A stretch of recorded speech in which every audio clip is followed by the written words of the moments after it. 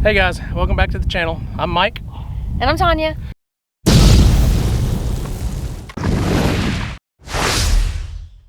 And today we're going to talk a little bit about our the water situation that we have here on our farm.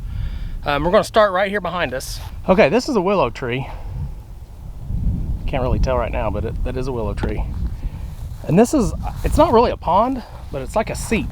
We've constantly got water in this area. It doesn't always hold a lot of water. I don't even know if y'all can see the water right there, but that is water. And it's muddy right here. So I definitely wouldn't call this a pond, but it does have water here all year. And it's usually higher than this. We haven't had rain in a little while. But the more rain we get, the higher this gets. You can kind of see the outline of where the rain underwater, underground water actually keeps it at a certain level. But that's one, okay? I'm pretty sure this, it obviously feeds down that direction that I'm looking. And when I dug that fence post in the corner way out there, I actually dug about 2 foot and just hit water. And I kept going deeper and it just fill up constantly. So there's water under the ground, probably 2 to 3 feet over there in that corner. Now we're going to take you to that pond right there. Okay, this is our big, we call it the red pond, because all this is runoff water. Our pasture behind you guys is a big slope all the way to this pond. This is an 8-acre pasture, and we've got just 1 cow in it right now. Typically we have about 3 cows in it, but we've got them separated.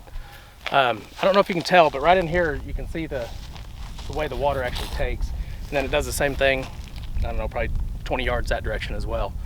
So the water has 2 or 3 ways it travels into this pond. The level of this pond does change throughout the year. It never goes dry, but it does go low and then it stays real high during the rainy season. Right now it's about its average. We'll take you up there closer and let you look at that too. Okay, this is that same pond, it's just from a different angle. You can kind of see it a little better, I think.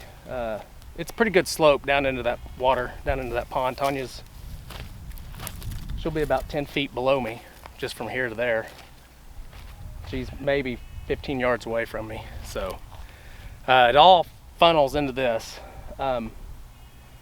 This level that it's at is probably about normal. It will get high all the way to the top during the rain season, like I was saying earlier. We are actually on rural water. Garvin County Rural Water supplies us. We actually had to run that water line. They set the meter for us and we ran the water line to our house. 500 and something feet, so that was a big chore, wasn't Yes, it? It was. That was one of our biggest chores. It was one of our first chores, Yeah. and I about quit then. Yeah, it was a big ordeal. So the next pond I'm going to show you, actually the next water I'm going to show you is just right here to our right. It doesn't feed into this pond. I'm sorry, left. You're right, my left. It doesn't feed into this pond, but it's right next to it, and it's probably the most important water we have on the pond, even though it's very small. Let's take you over there and show you. That way. Okay guys, this here, I just call it a seep. It probably technically is a pond just because of the size of it. I call it a seep. I don't know. You can kind of see Tanya down there.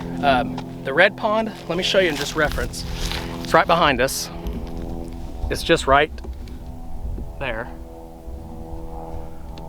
So we're just standing just on the other side of it.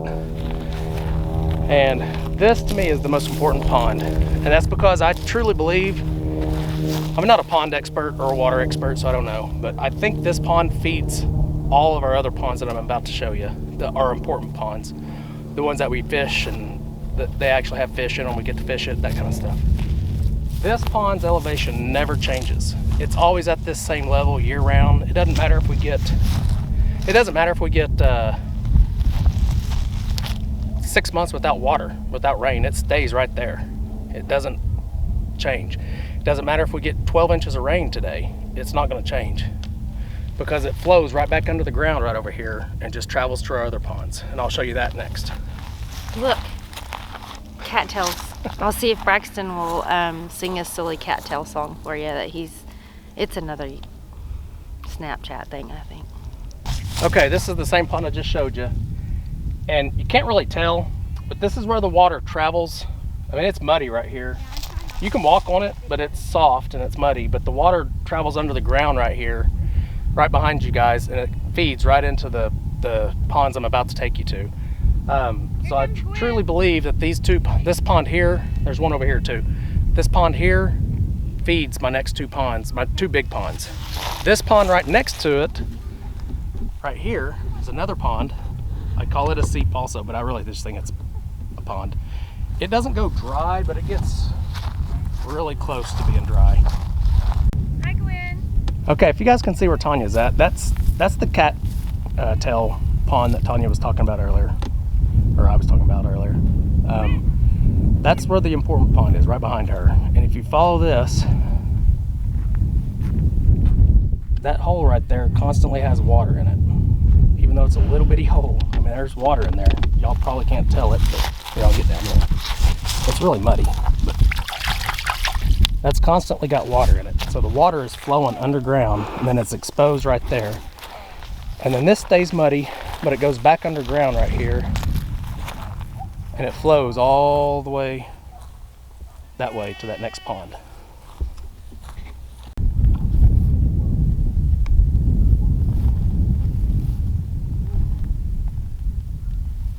You not gonna let me pet you?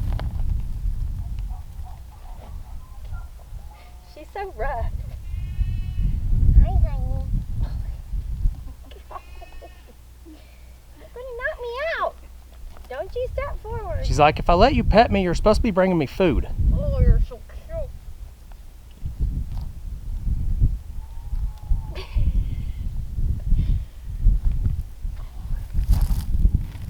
She's like, that's close enough. Where?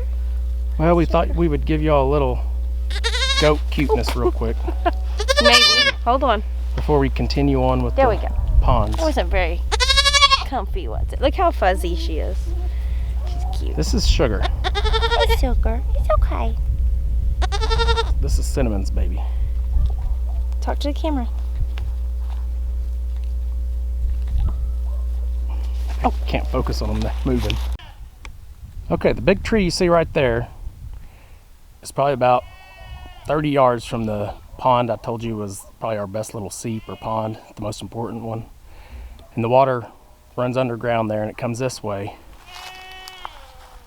And it goes through right in here somewhere, or it could go through right over here somewhere. I'm not really for sure where it continues through under the driveway. I can follow it to a certain point over here and then I kind of lose it. But it picks up right in this area. And you can see we got green grass right now, right through here. There's water all in here. Sorry about all the trees down. We had a huge storm. 100-mile-an-hour straight winds or a tornado. One or the other. And we lost a bunch of trees. We've cleaned a bunch up, but look at that. We still have a lot more to clean up. But I want to take you down here where all the rocks are. That feeds into this pond. You see the pond there? This is called our crappie pond. This is where we love to fish for crappie. We'll do quite a few fishing videos hopefully this spring and summer. I want to take you down this way and you'll see where the water comes out of these rocks or out of the ground.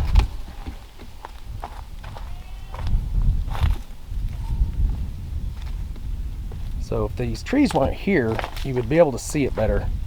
But all these trees fell. I gotta start cleaning this up again. Anyway, you can see that this is the highest point I can see water right here. It's probably up there as well, I just don't see it. But it could be coming from right here. But that rock right in there is wet, and then it feeds into here. And you can tell this is standing water. And it's there year round, and it's freezing cold.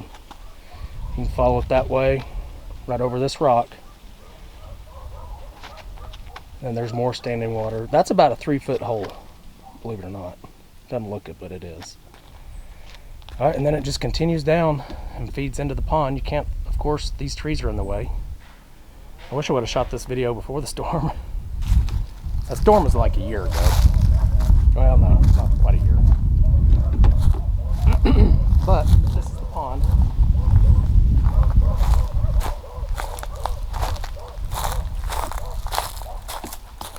You can see the water feeding into it this way.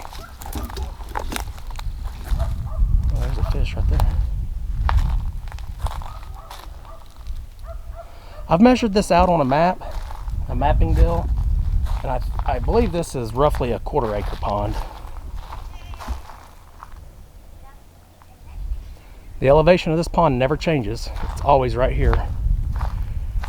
The first summer we were out here, we went about 82 days without rain, and this elevation never changed. Right in here is typically really muddy, really soft. Well, you can kind of see it.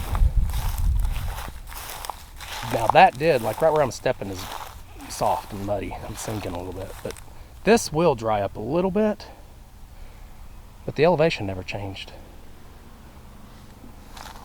I'll show you. I got to go around the fence.